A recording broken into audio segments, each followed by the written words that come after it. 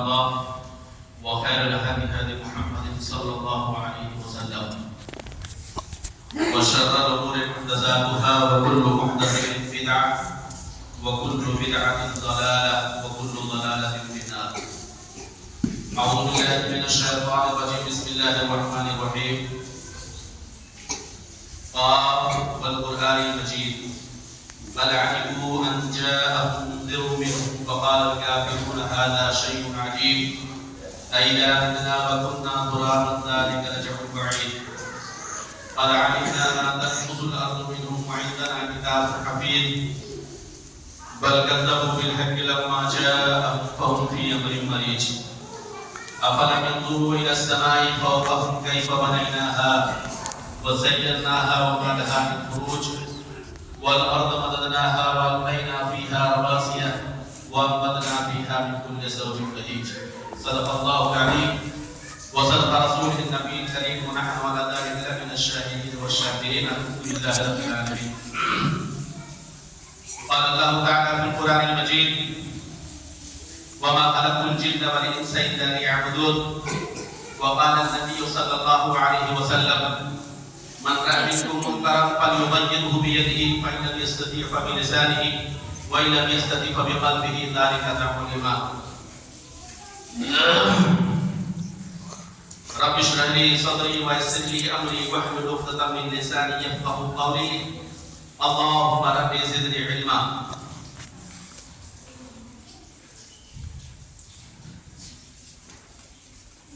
تمام قسم کی حمد و ثنا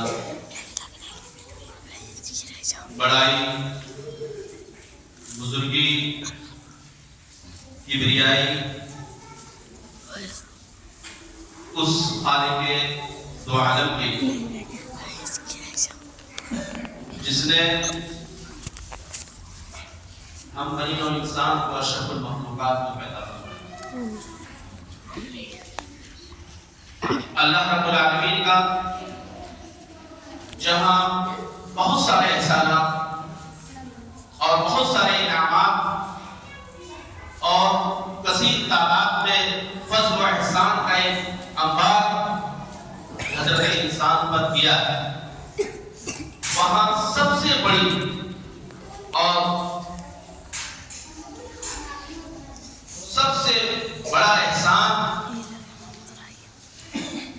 یہ کیا ہے کہ اس اللہ رب العالمین نے ہمیں ایمان والا امت محمدیہ صلی اللہ علیہ وسلم کے اندر پیدا ہوتا ہے. ممکن ہے ہو سکتا تھا کہ اللہ رب العالمین ہمیں کسی اور قوم کے اندر پیدا کرنا تھا، کہیں کرسچن اور کسی اور ادیان و مذاہب میں ہماری تخلیق فرما کر کے ہمیں آخرت سے محروم کر دے گا، لیکن اللہ رب العالمین نے ایسا نہیں کیا بلکہ ہمیں ایمان والا اور ایمان میں سب سے افضل قوم میں توحید والے گھرانے میں ہماری تخلیق فرمائی. یہ اللہ رب العالمین کا بہت بڑا فضل و احسان ہے. اور اسی طرح سے جو ہے یہ بھی احسان ہے کہ اللہ رب العالمین نے ہمیں امت محمدیہ صلی اللہ علیہ وسلم کی امت میں پیدا فرمایا. اگر اللہ رب العالمین کے احسانات کو، اللہ رب العالمین کے انعامات کو ہم گننے اور شمار کرنے کی کوشش کریں تو یہ ہماری زبان اس لائق نہیں، ہمارے ہاتھ اس لائق نہیں، ہمارے پاؤں اس لائق نہیں کہ اللہ رب العالمین کے شکر اور اس کے احسانات کو کہیں پہ ہم کاؤنٹ کر سکتے ہیں. اور اسی طرح سے ہزاروں کروڑوں درود و سلام نازل ہو اس ہستی اقدس جنہوں نے ہماری عشق و ہدایت کے لیے، ہمیں سیدھی راہ دکھانے کے لیے، ہمیں صراط مستقیم پر چلانے کے لیے کوئی راستہ نہیں چھوڑا، کوئی ایسی تکالیف نہیں چھوڑا جو آپ نے ہماری کامیابی کے لیے، ہماری کامرانی کے لیے، ہماری اخروی زندگی کو سدھارنے کے لیے آپ دیکھ لیجیے کوئی کسر نہیں چھوڑا. چاہے وہ طائف کا منظر ہو، چاہے وہ طائف کا مرحلہ ہو یا طائف کا واقعہ ہو، اس مختصر سے خطبے کے اندر اتنی تفصیل کے ساتھ بتانے کا اور جو ہے وقت نہیں رہتا ہے کہ جو ہے اس کو تفصیل میں جایا جائے. بس یہ ہے کہ اللہ کے رسول صلی اللہ علیہ وسلم کے احسانات جو امت محمدیہ صلی اللہ علیہ وسلم پر ہے وہ کسی طرح سے اس کو جو ہے ان کو بھی شمار جو ہے گنا نہیں جا سکتا. اس لیے ہم سب کو اللہ کے رسول صلی اللہ علیہ وسلم پر اور خصوصاً جمعہ کے دن سورۃ الکہف اور کثرت سے درود پاک جو ہے درود کا ورد ہونا چاہیے، درود شریف پڑھنا چاہیے. اللہم صلی وسلم سب کو. میرے عزیز دوستوں، بزرگوں، بھائیوں، قبل اس کے کہ میں چند باتیں، چند گزارشات آپ حضرات کے سامنے لے کر کے آیا ہوں. مختصراً میں اپنا تعارف کراتا ہوں کہ بہت سے لوگ یا پھر اکثریت جو ہے ہم سے ناشنا ہے اور شاید یہ دوسری مرتبہ جو ہے ہمارا رغبات کے اندر آنا ہوا ہے. تو شاید ہم آپ کو اور نام تو بہت سنا تھا کیونکہ ہم بھی کہیں دور سے نہیں، ہم آپ کے بغل ہی کے گاؤں کے، ہم بھی وہیں کے ہم پلے بڑے ہیں. ہمارا نام امین الدین صاحب اور بن حاجی شبیر مرحوم. ہماری تعلیم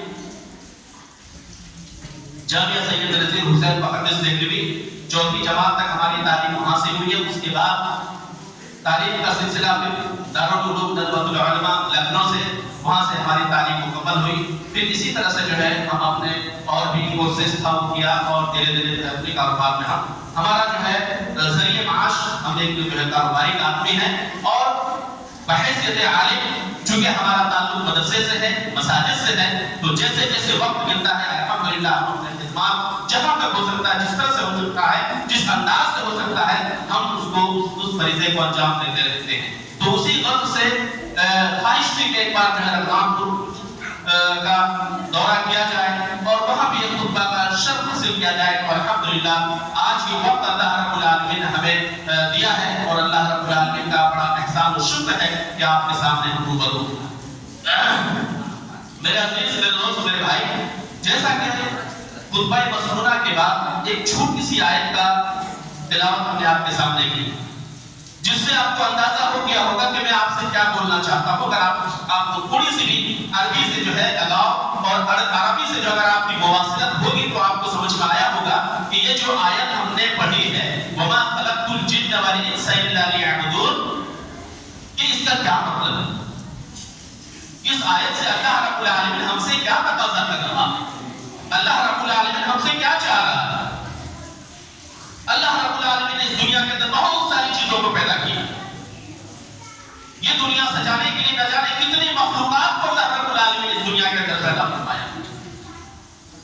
ہم جب اس کو دیکھتے ہیں تو ہمیں ایک ہمارے جو ہے کم عقلی اور انسان کے محدود دماغ کا انسان یہ سمجھتا ہے کہ یہ جو ہے یہ بیکار پیدا کر دیا.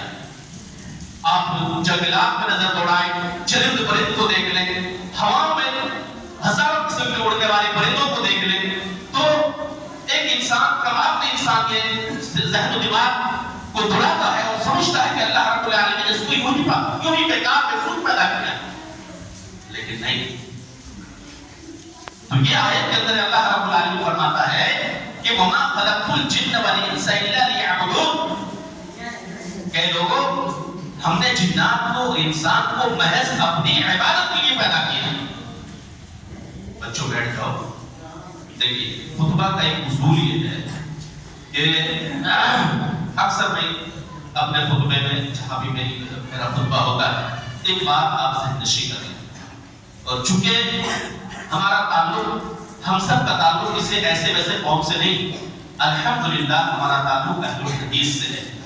ہم خالصتاً حدیث رسول اور قرآن و سنت کے حامل ہیں، ہم کتاب و سنت کے ماننے والے ہیں. تو یہ بات آپ ذہن نشی کرتے ہیں کہ خطبہ شروع ہونے سے پہلے جتنا آپ کو صفوں کو منظم کرنا ہو، بچوں کو صحیح طریقے سے بٹھانا ہو، بچوں کو خاموش کرنا ہو، بچیوں کو خاموش کرنا ہو، یہ سارا انتظام خطبہ شروع ہونے سے پہلے ہو جانا چاہیے. یہ ائمہ پر اور اسی طرح سے جو ہے ذمہ داران پر اور اسی طرح سے مسجد کے جو ٹرسٹیان ہیں ان سب پر یہ چیز ضروری اور جو ہے فرض ہوتا ہے کہ ان کو جو ہے بتایا جائے، کیونکہ اللہ کے رسول صلی اللہ علیہ وسلم، کیونکہ ہم کوئی بھی بات کتاب و سنت سے ہٹ کر کے ہم نہیں کرتے ہیں. ہمارا ممبر، ہمارا اسٹیج کتاب و سنت کا محتاج ہے. ہم کتاب و سنت کی بات کرتے ہیں، ہم الگ الگ ایرو بیرو کی بات نہیں کرتے. تو جب اللہ کے رسول صلی اللہ علیہ وسلم نے فرمایا کہ اذا سعید الخطیب علی المنبر فلا يتکلمن احدکم، حدیث کو نوٹ کر لیا جائے کہ جب خطیب منبر پر چڑھ جائے، جب امام صاحب منبر پر چڑھ جائے، فلا يتکلمن احدکم، کوئی کسی سے بات چیت نہ کرے، کوئی کسی کو جو ہے صفوں کو پھلانگتے ہوئے آگے بڑھنے کی کوشش نہ کرے. کوئی نہ کہے کہ فلا آگے تھوڑا ادھر ہو جاؤ، تم تھوڑا ادھر ہو جاؤ، تم تھوڑا آگے بڑھ جاؤ. نہیں، حرام ہے. فلا يتکلمن احدکم، کوئی کسی سے بات چیت نہ کرے، کوئی کسی سے گفتگو نہ کرے، کوئی صفوں کو سیدھی کرنے کے لیے کسی کو ڈسٹرب نہ کرے، کسی کو تکلیف نہ پہنچائے. اگر ایسا اس نے کیا تو اس کے خطبہ، اس کا جمعہ ضائع اور برباد ہو جاتا ہے. تو اس بات کو آپ نوٹ کر لیجئے کہ کبھی آگے آئندہ آنے والے جمعہ کے اندر اس طرح سے آپ اپنی مسجدوں کو منظم طریقے سے بچوں کو، بڑوں کو، بچیوں کو اور تمام لوگوں کو اس بات سے باور کرایا جائے کہ جب اذان دی جائے، منبر پر خطیب بیٹھ جائے، اس کے بعد کوئی انتظام نہیں. جس کو جہاں جگہ ملے وہاں پر بیٹھ کر کے خطبہ سننا عبادت ہے.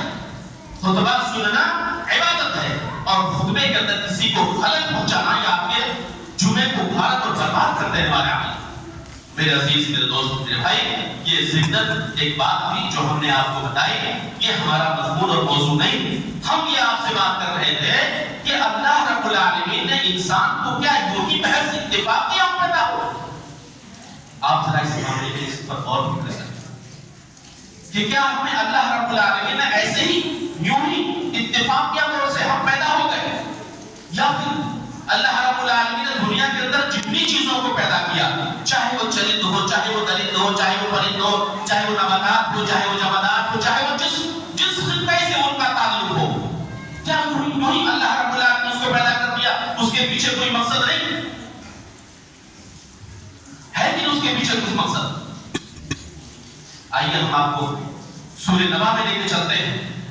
اللہ رب العالمین قرآن مجید اور 29ویں پارے کے اندر پہلی سورت، اس کے اندر اللہ رب العالمین ارشاد فرماتا ہے اور انسان کو اس بات کا باور کراتا ہے، انسان کو اس چیز کی یاد دہانی کرتا ہے کہ کوئی بھی چیز ہم نے بیکار اور بے سود پیدا نہیں کیا. ہر ایک کے پیچھے کچھ نہ کچھ مقصد ہے، ہر ایک کے پیچھے کچھ نہ کچھ راز ہے، ہر ایک کے پیچھے کچھ نہ کچھ حضرت انسان کا اس کے اندر فائدہ جو ہے وابستہ ہے. تو اللہ رب العالمین قرآن مجید کے اندر ارشاد فرماتا ہے الم نجعل الارض مہادا، اے بندو، اے میرے بندو، کیا ہم نے تمہارے لیے زمین کو فرش نہیں بنایا؟ الم نجعل الارض مہادا، کیا ہم نے تمہارے لیے اس زمین کو فرش نہیں بنایا؟ فرض کر لیں آپ کہ یہ زمین جس پر ہم چلتے ہیں، جہاں پر ہم بیٹھے ہیں، جہاں پر ہم اپنی گاڑیوں کو دوڑاتے ہیں، جہاں پر ہم اپنے فصلوں کو اگاتے ہیں، جہاں پر ہمارے گلے اور اناج اگتا ہے، اگر وہ زمین غیر نشیب و فراز ہوتا، کہیں اوپر کہیں نیچے، کہیں پہاڑی کہیں جو ہے پہاڑی نما، کہیں پہاڑی نما، کہیں اس طرح سے زرخیزی نہیں ہوتی، مہاد نہیں بنایا ہوتا، فرش نہیں بنایا ہوتا، چلنے کے قابل نہیں بنایا ہوتا، تو کیا آج ہم اس طرح سے بیٹھ سکتے ہیں؟ اگر یہ نعمت اگر آپ کو دیکھنا ہو، اگر اس نعمت سے آپ کو لطف اندوز ہونا ہو، تو جاؤ مملکت العربیہ سعودیہ کے اندر جا کر دیکھیں. کچھ ہی خطہ ہے جہاں پر جو ہے یہ بہاد اللہ جو فرش نما ہے، باقی کہیں پہاڑ ہے، کہیں ریتی ہے، کہیں ٹیلے ہیں، مطلب درس کہ آپ پیدل بھی نہیں چل سکتے. تو اللہ رب العالمین کا کتنا بڑا شکر اور اس کا احترام ہے کہ اس اللہ رب العالمین نے اس زمین کو ہمارے لیے فرش نما بنایا ہے. اس کے اندر کیا راز چھپا ہے؟ اس سے ہم کیا مسئلہ نکالتے ہیں؟ اس سے ہم کیا سمجھتے ہیں کہ اللہ رب العالمین نے زمین کو فرش بنایا؟ آخر کس کے لیے؟ کیوں بنایا فرش؟ ہو سکتا تھا پہاڑی نما، ٹیلا نما بنا کر کے ہم جو ہے ہم اسی پر چلتے تو کتنی تکلیف ہوتی. کیا ہم اپنی گاڑیوں کو دوڑا پاتے؟ کیا یہ ٹرین جو چل رہی ہے چل پاتے؟ کتنی غیر لیے انسان کے لیے ہوتا. کیا آپ نے کبھی اس بات پر غور کیا؟ أَلَمْ نَجْعَلِ الْأَرْضَ مِهَادًا. اللہ رب العالمین کہتا ہے کہ کیا ہم نے تمہارے لیے زمین کو فرش نہیں بنایا؟ وَالْجِبَالَ أَوْتَادًا. چلو فرش تو بن گیا. اس کے بعد اللہ رب العالمین کہتا ہے کہ ہم نے اس زمین کو قائم رکھنے کے لیے، اس زمین کو برابر رکھنے کے لیے، کہیں یہ زمین جو ہے زلزلے کا نہ شکار ہو، اس زلزلے سے روکنے کے لیے ہم نے وَالْجِبَالَ أَوْتَادًا، اس زمین کو ہم نے روکنے کے لیے، قائم رہنے کے لیے پہاڑ کو اس کے اوپر رکھا، کیل نما بنایا، میٹھے اس کے اندر کاٹ دیا تاکہ یہ زمین ہلے نہ، یہ زمین جنبش نہ کرے، یہ زمین حرکت نہ کرے، یہ زمین ہلے ڈولے نہ، اور انسان اس سے فائدہ اٹھائے، انسان اس پر چلے، انسان اس پر اپنا گزر بسر کرے، انسان اپنی گھاڑیوں کو اور مختلف کاموں میں اس کا استعمال کرے. تو یہ اللہ رب العالمین کا کتنا بڑا شکر اور اس کا احسان ہے کہ اللہ رب العالمین نے ہمارے لیے زمین کو فرش نما بنایا. اس کے بعد کہا کہ أَلَمْ نَجْعَلِ الْأَرْضَ مِهَادًا وَالْجِبَالَ أَوْتَادًا وَجَعَلْنَا وَخَلَقْنَاكُمْ أَزْوَاجًا. الحمدللہ. اس کے بعد ایک انسان جب پیدا ہوتا ہے اور وہ بلوغت تک پہنچتا ہے تو اس کی جنسی خواہشات ہوتی ہیں. ان کی تسکین کے لیے اللہ رب العالمین نے کہا کہ وَخَلَقْنَاكُمْ أَزْوَاجًا، ہم نے تمہارے لیے جوڑا بنایا. الحمدللہ، ہم نے تمہارے لیے جوڑا بنایا. ہم نے تمہارے لیے، اللہ کے رسول صلی اللہ علیہ وسلم نے کہا کہ ہم نے تمہارے لیے نکاح اور تمہاری قلبی تسکین کے لیے ہم نے تمہارے لیے عورت کو پیدا کیا. الحمدللہ. اللہ کے رسول صلی اللہ علیہ وسلم نے فرمایا شاید یہاں پہ عورتوں کا بھی انتظام ہے، عورتوں کا بھی انتظام. الحمدللہ. تو کہا اللہ کے رسول صلی اللہ علیہ وسلم نے فرمایا کہ الدنیا کلھا متاع. اللہ، دنیا کلھا متاع.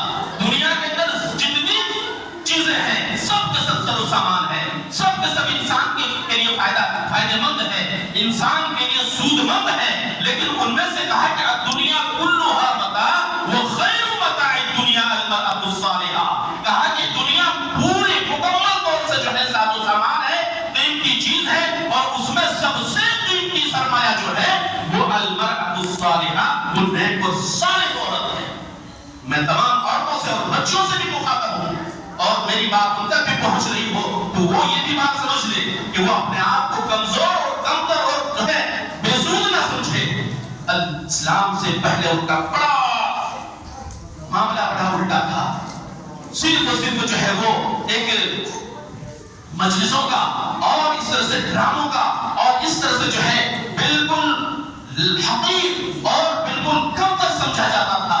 لیکن اسلام آنے کے بعد اللہ کے رسول صلی اللہ علیہ وسلم نے ان ساری چیزوں کا قلمہ کیا اور عورتوں کا بہت بہترین مرتبہ اور عزت دی اور کہا کہ الدنیا کلھا متاع وخیر متاع الدنیا المرأة الصالحہ. یہ دنیا مکمل ساز و سامان ہے اور ان میں سے سب سے بہترین جو ساز و سامان ہے وہ کیا ہے؟ المرأة الصالحہ، نیک و صالح بیوی. تو اللہ رب العالمین نے کہا کہ وَخَلَقْنَاكُمْ أَزْوَاجًا، ہم نے تمہارے لیے ازواج بنایا، ہم نے تمہارے لیے بیویاں بنایا تاکہ تم لِتَسْكُنُوا إِلَيْهَا، تاکہ تم اس سے کیا کر سکو؟ اس سے تم تسکین حاصل کر سکو، اس سے تم فائدہ اٹھا سکو، اس سے تم اپنے قلبی اطمینان حاصل کر سکو. لیکن افسوس اس بات کی ہے، افسوس اور صد افسوس کہ آج ہمارے نوجوانوں کا حالات کچھ اور چل رہے ہیں. وہ اپنی جو ہے پاک دامن اور پاک باز عورتوں کو، بیویوں کو چھوڑ کر کے نہ جانے کیسے کیسے رشتے تیار کر رہے ہیں، نہ جانے کیسے کیسے رشتے بنا رہے ہیں. قرآن کے اندر ایک جگہ اللہ رب العالمین فرماتا ہے وَلَا مُتَّخِذِ أَخْدَانٍ، یہ جو تم پوشیدہ ریلیشن بناتے ہو، یہ جو تم گپت اور فرینڈشپ کرتے ہو، غیر محرم سے باتیں کرتے ہو، غیر محرم سے رشتے قائم کرتے ہو. اللہ رب العالمین قرآن مجید کے اندر فرماتا ہے کہ گپت رشتے بنانے سے بھی اللہ رب العالمین تمہیں منع کرتا ہے.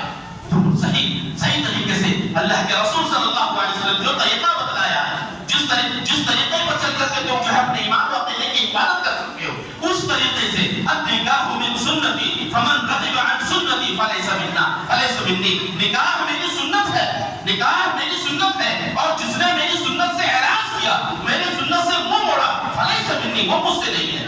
تو میرے عزیز، میرے دوست، میرے بھائی، رشتے بنانا ہے. کوئی اگر آپ کو پسند آ جائے، فَانكِحُوا مَا طَابَ لَكُم مَثْلًا فَانكِحُوا مَا طَابَ لَكُم، جو تمہیں اچھی لگے اس سے نکاح کرو، اس سے رشتے کے لیے پیغام بھیجو. اپنے گارجین کو، اپنے ذمہ داران کو ان کے پاس بھیجو نکاح کا پیغام لے کر کے.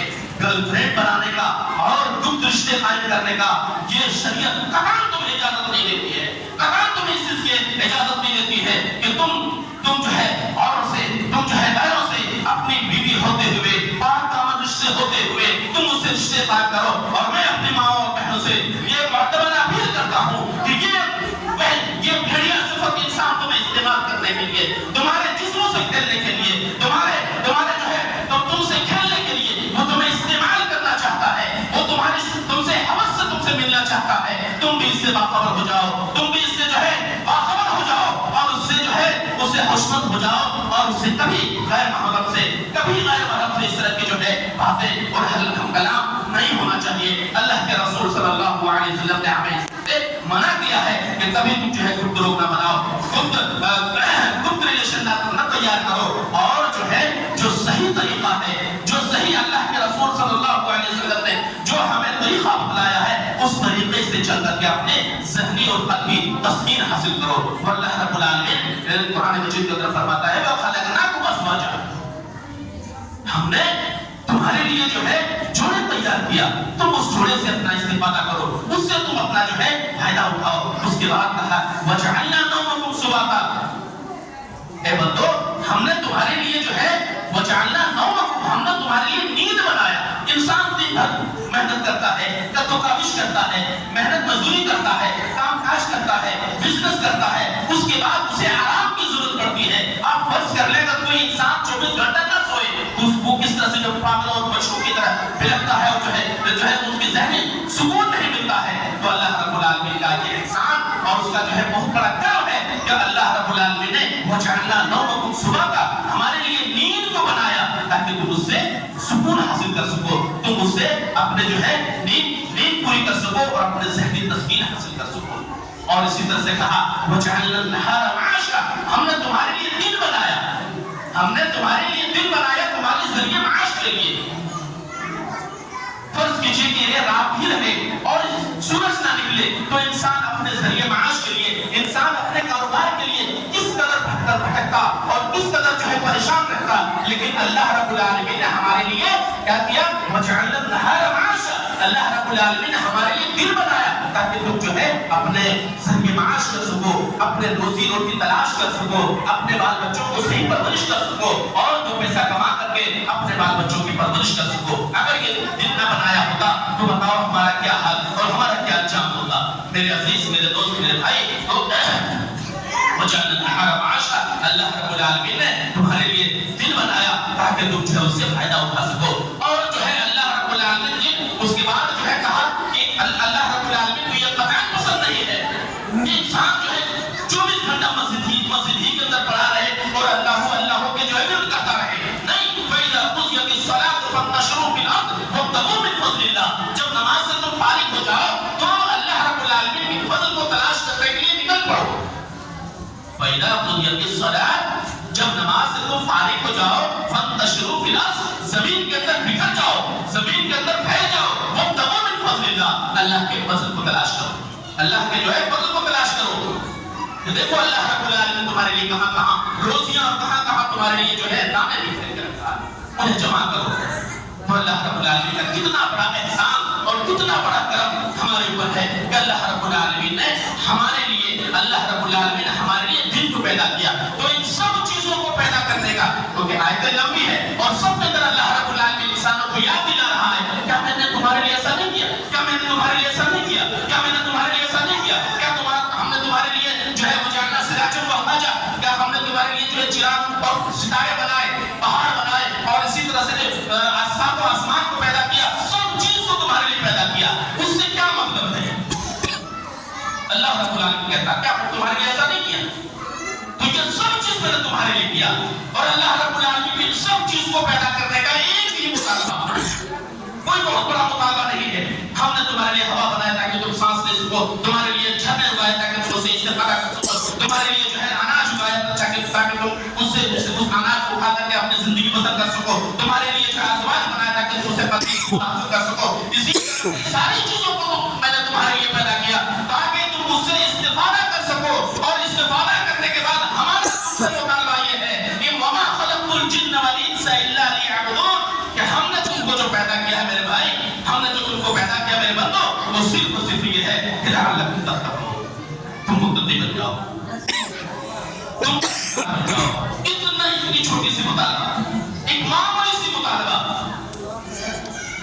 اگر ان سب چیزوں کا اگر فیس لگا دی جائے، اگر ان سب چیزوں پر جو ہے اگر قیمت لگا دی جائے تو شاید ہم جو ہے 10 سے 20 سال تک نہیں جی سکتے، اتنے اخراجات ہم نہیں دے سکتے ہیں، لیکن اتنے ساری نعمتوں کو پیدا کرنے کے بعد اللہ رب العالمین کا ایک مختصر اور معمولی سا مطالبہ کہ جو ہے لعلکم تتقون، تم سب متقی اور پرہیزگار بن جاؤ، ایک اللہ رب العالمین کا ماننے والا بن جاؤ، ایک اللہ رب العالمین کی وحدانیت کو پہچاننے والا بن جاؤ، یہ ایک مختصر سا مطالبہ ہے اللہ رب العالمین کا۔ تو ان سب چیزوں کا پر جب ہم غور و فکر کرتے ہیں، جب سوچتے ہیں سمجھتے ہیں، تو برجستہ ایک انسان سے یہ بات نکل جاتی ہے کہ ربنا ما خلقت ھذا باطلا، اے میرے رب ان سب چیزوں کو جو تم نے پیدا کیا ہے وہ باطل اور بیکار نہیں ہے، وہ سب تمہارے کام کی چیز ہے۔ تو اے حضرت انسان، تم نے کیسے سمجھ لیا کہ ہم بیکار اور بے سود اور بے بنیاد پیدا کیے گئے؟ قطعاً نہیں، ہماری تخلیق کا بھی مقصد ہے۔ اللہ رب العالمین نے ہماری تخلیق جو فرمائی ہے وہ محض اتفاقیہ نہیں ہے، ہماری تخلیق سے پہلے اللہ رب العالمین نے ملائکہ نورانی مخلوق سے یہ مشورہ کیا تھا، کہا کہ وَإِذْ قَالَ رَبُّكَ لِلْمَلَائِكَةِ إِنِّي جَاعِلٌ فِي الْأَرْضِ خَلِيفَةً، انسان کی تخلیق کا مشورہ اللہ رب العالمین فرشتوں سے لے رہا ہے اور پوچھ رہا ہے کہ ہم ایک خلیفۃ الارض بنانے والے ہیں، تمہاری کیا رائے؟ لیکن فرشتوں کی رائے کیا رہے گی؟ اس میں تو اتنی ہی بات ہے جتنا اللہ رب العالمین اس کی کھوپڑی میں ڈالا ہے، کہا کہ ہمیں نہیں معلوم، لیکن ان کے جو ذہن و دماغ میں جو بات تھی کہ یہ عبادت کے لیے یہ جو ہے زمین کے اندر فتنہ و فساد پھیلانے کا باعث بنے گا، یہ فتنہ و فساد پھیلائے گا، ایسی مخلوق کو پیدا فرما رہے ہیں۔ بہرحال اللہ رب العالمین کو جو منظوری تھی، اللہ رب العالمین کو جو کرنا تھا، کہا کہ جو ہے جو میں جانتا ہوں تم بھی جانتے ہو، تو میری انسان کی تخلیق محض اتفاقیہ نہیں ہے، انسان باقاعدہ مشورے کے ساتھ پیدا تخلیق کی گئی اس دنیا کے اندر، اور ہماری تخلیق کا مقصد صرف اور صرف بلڈنگ بنانا نہیں ہے، مال و دولت جمع کرنا نہیں ہے، اور اسی طرح سے ذخیرہ کرنا نہیں ہے، اور جو ہے فخر و غرور نہیں ہے، ہماری تخلیق کا مقصد صرف اور صرف اللہ رب العالمین کی عبادت ہے۔ وما خلقت الجن والانس الا ليعبدون، ہم نے جنات اور انسان کو صرف اور صرف محض اپنی عبادت کے لیے پیدا کیا ہے۔ جب ہم غور و فکر کرتے ہیں تو ہم عبادت میں ہمارا جو ہے ہمارا حلقہ، ہمارا فرقہ، ہمارا مسلک بہت ہی پیچھے ہے، ہم عبادات میں بہت پیچھے ہیں، ہم اللہ رب العالمین کی مسجدوں سے اور اسی طرح سے مدرسوں سے کافی دور ہو چکے ہیں۔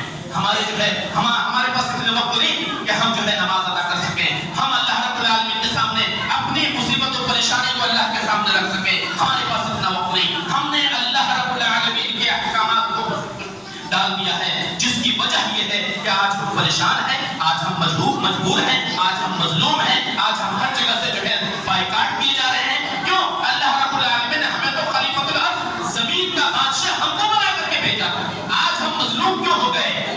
ہمیں تو حاکم بنایا تھا، آج ہم محکوم کیوں ہو گئے؟ کیوں آج ہمارے اوپر حکومت چلائی جاتی ہے؟ کیوں ہم خوفزدہ ہیں؟ کیوں ہم ڈرے ہوئے ہیں؟ کہیں ہم نے اس بات پر غور و فکر کیا؟ واللہ بتا رہا ہوں، جب آپ غور و فکر کرو گے، سمجھو گے، اس پر محاسبہ کرو گے، اس پر جو ہے دھیان دو گے، تو ایک ہی چیز نکلے گا کہ ہم نے اللہ رب العالمین کو بھلا دیا ہے، ہم نے اللہ رب العالمین کے احکامات کو پس پشت ڈال دیا ہے، جس کی وجہ یہ ہے کہ ہم نے اللہ کو بھلا دیا، اللہ نے آپ کو بھلا دیا، اور اس کا وجہ یہ ہے کہ آج ہمارے جو ہے ویلو اور آج ہماری اہمیت بالکل سمندر میں بہنے والی خشک بھاشا کی طرح ہو گیا۔ اللہ کے رسول صلی اللہ علیہ وسلم نے فرمایا کہ ایک زمانہ آئے گا، ایک زمانہ ایسا آئے گا کہ تمہاری حالت بالکل سمندر میں بہنے والے جہاز کی طرح ہو جائیں گے، اور تم پر اغیار کو، تم پر غیر کو ایسے ٹوٹ پڑیں گے جس طرح سے دسترخوان پر کچھ آدمی ٹوٹ پڑتا ہو۔ تو صحابہ کرام نے عرض کیا کہ اللہ کے رسول، کیا ہماری اس وقت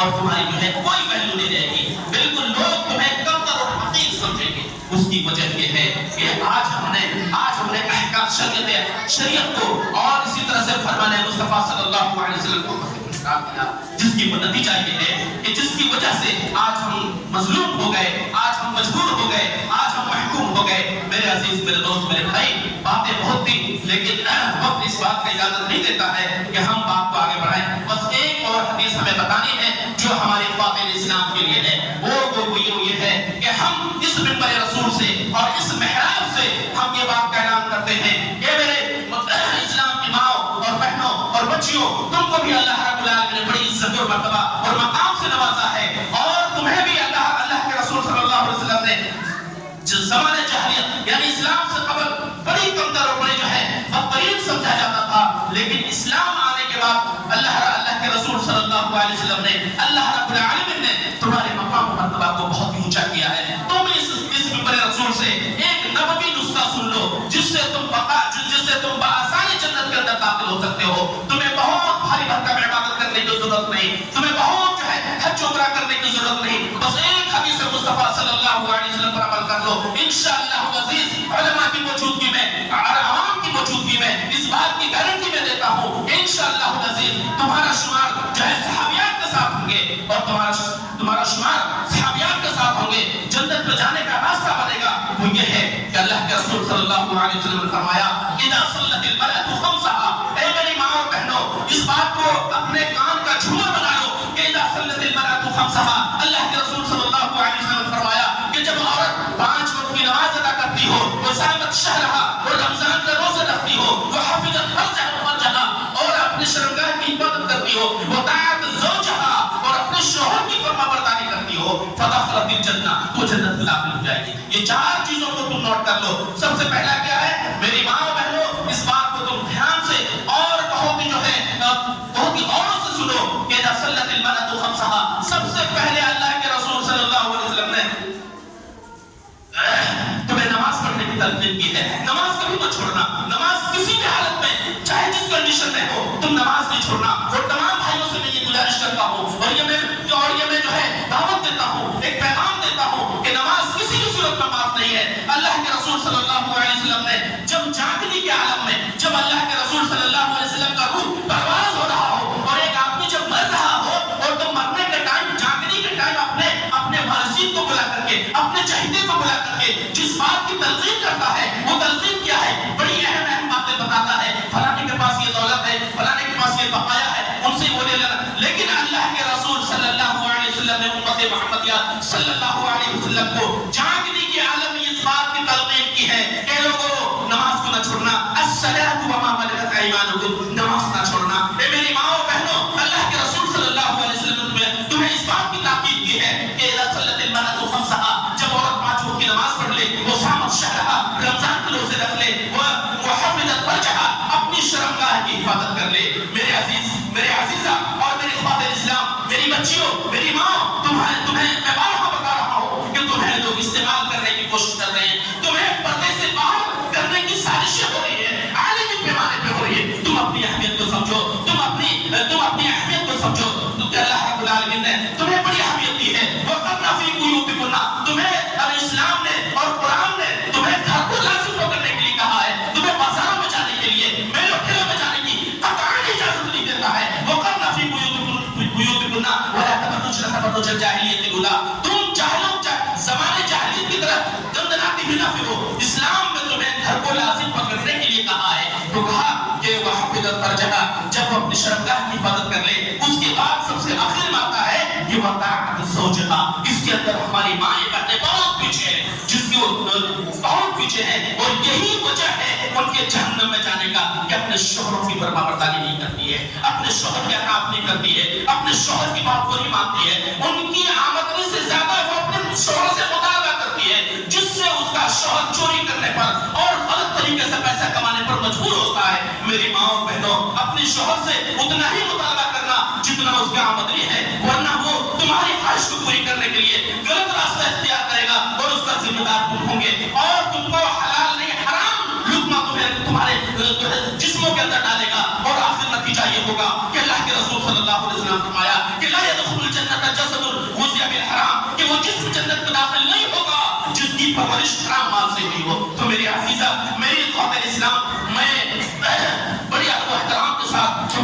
گزارش کرتا ہوں کہ جو ہے نماز نہ چھوڑنا، اسی طرح سے رمضان کے روزے نہ چھوڑنا، اسی طرح سے جو اپنی شرمگاہ کی حفاظت کرنا، اور اسی طرح سے اپنے کمزور شوہر کی فرما برداری کرنا، اور اس کے بعد کہا کہ فدخلت الجنہ، جنت کی ضمانت اللہ کے رسول صلی اللہ علیہ وسلم.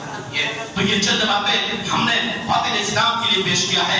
اللہ رب العالمین سے دعا التجا کرتے ہیں کہ اللہ رب العالمین ہماری اس بات کو امت محمدیہ صلی اللہ علیہ وسلم کے لیے، ہماری اس بات رغنات پور کے جو ہے عوام کے لیے خیر کا باعث بنے، جنت میں جانے کا باعث بنے، اور ہم سب کو نماز کے پڑھنے کی توفیق عطا فرمائے.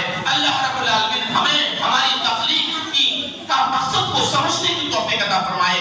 اللہ رب العالمین ہم نے جیسی بھی جو بھی بات کری ہے اللہ رب العالمین اسے صدقہ جاریہ کے طور پر قبول فرما. آمین یا رب العالمین. وآخر دعوانا الحمدللہ رب العالمین.